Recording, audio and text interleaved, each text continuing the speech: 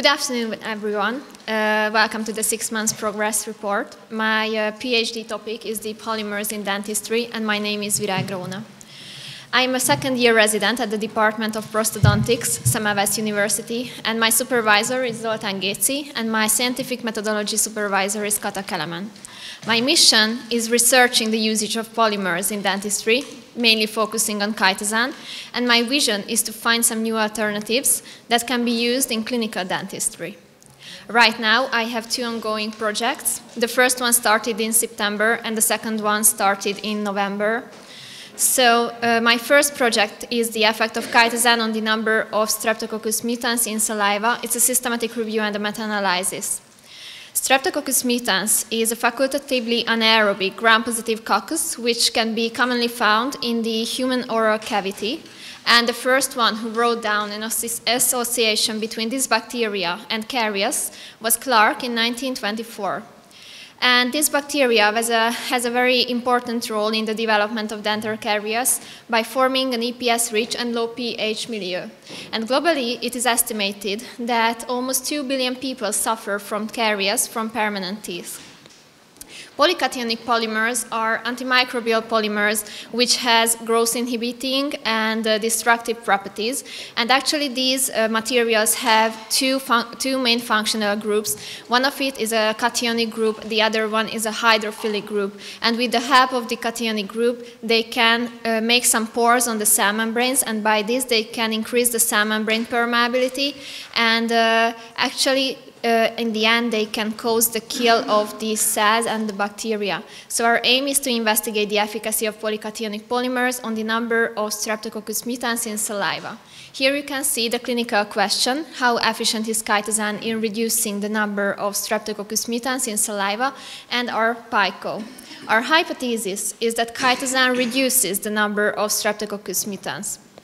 So our clinical implication is directly to decrease the number of bacteria and indirectly to decrease the number of caries. Here you can see the search key that we used for our systematic search. All in all, we got 6,258 articles. And after the duplication removal, we got almost 3,000 articles. And after the title abstract and the full text selection, we got 4 eligible articles. And here you can see the progress of my first project. Right now we are at the status of the manuscript writing, which is almost 70% done.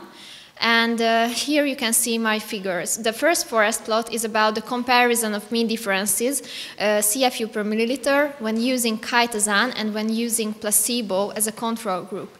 So we got 3 articles in this analysis, and as you can see, with the baselines, there was a high heterogeneity. And the cause for this is because in every individual person, the bacterial flora of the mouth is different, and these articles used saliva samples taken from humans. So all in these 3 articles, you can see out of the mean and the standard deviation and after the mean differences that there was a fall-off of the bacteria number both in the chitosan and both in the control groups, but the chitosan was more effective in reducing the bacteria. Actually, the I-square value also proves this high heterogeneity that I mentioned before, because it's around 98%. And I have 4 more figures, which is about the pooled values. The first 2 is about the pooled value of the before and after control, and the second 2 is about the pooled values of the before and after intervention, so chitosan.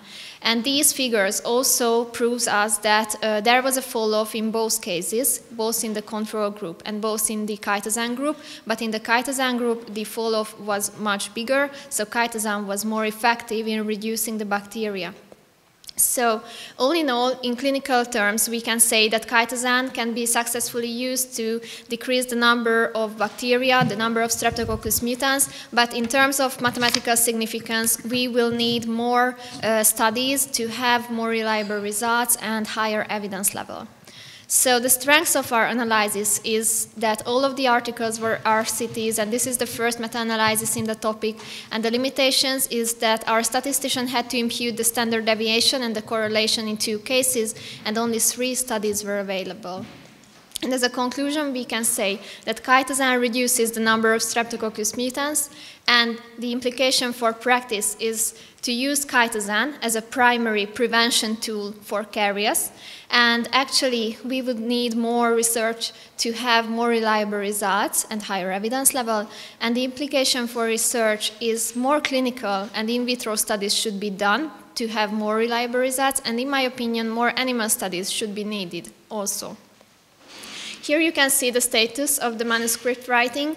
Right now we are finished with the results, the introduction, the methods, and the discussion. And I'm planning to submit my article in May, but maybe we will submit it earlier at the end of April. And here you can see the 4 target journals that we selected, and we connected with these journals. All of these are D1 journals. And the second project is the effect of chitosan on the number of Enterococcus fœcalis in the root canal. It's also a systematic review and a meta-analysis. So nowadays, there are 2 main reasons for extracting a tooth. The first one is caries, actually Streptococcus mutans, which is my first project about.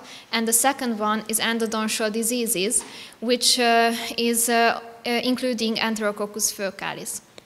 Enterococcus fœcalis is a gram-positive bacteria which is capable of growing in anaerobic and also in aerobic environments. And this bacteria is commonly detected in asymptomatic or persistent endodontic lesions. And the prevalence of this bacteria ranges from 24 to 77% in these kind of lesions. And actually, the important thing that you have to know is that the gold standard material, irrigation material nowadays, is sodium hypochlorite. And our aim is to know if chitosan could be effectively used as a new alternative in these cases. So our clinical question is that how efficient is chitosan in reducing the number of Enterococcus fœcalis in the root canal? And here you can see the pie code. The population will be the root canal, the intervention will be the chitosan, the comparator group will be the sodium hypochlorite, and we will have 2 outcomes. The first one will be the CFU per milliliter, and the second one will be the inhibition rate of the bacteria. So our hypothesis is that chitosan reduces the number of Enterococcus fœcalis in the root canal. And here you can see our implication. So directly it is to decrease the number of bacteria, and indirectly it is to decrease the endodontial lesions. Here you can see the search key that we used for our research, and all in all we got 889 articles. And after the duplication removal, we got 669. After the title abstract selection, it became 37. And after the full text selection, it became 13 full eligible articles. So right now, with the second project, we are at the data extraction part.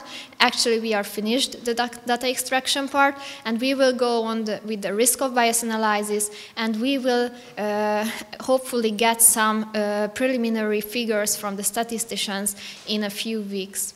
So as an overview, you can see that I'm planning to submit my first project in May, and I'm planning to submit my second project in August.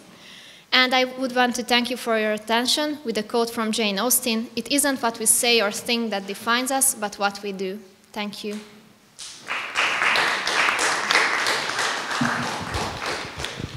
Does this chitosan have an added value if I wash my teeth properly? So I can't see the place of chitosan in the everyday practice.